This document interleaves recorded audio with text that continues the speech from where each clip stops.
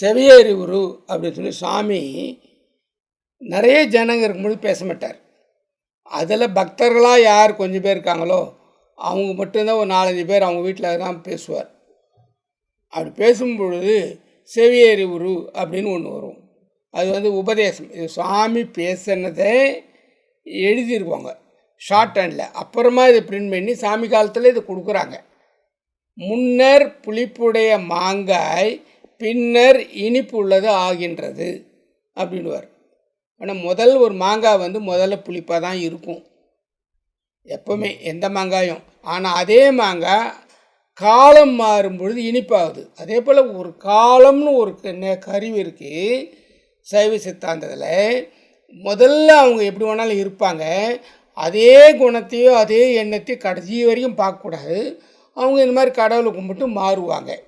அதே போல் பழம் எப்படி இனிப்பாகுதோ அதே போல் இவங்களும் மாறும்பொழுது நல்ல மனிதர்களாக மாற முடியும்.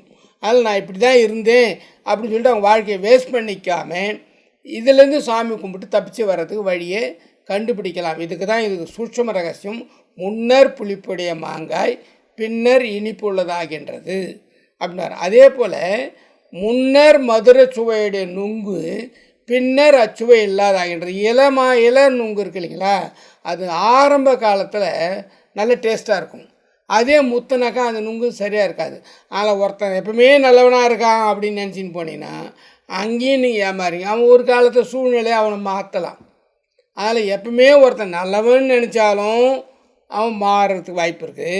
எப்பவுமே ஒருத்தன் கெட்டவன் நினச்சாலும் அவன் மாறுறதுக்கும் வாய்ப்பு இருக்குது.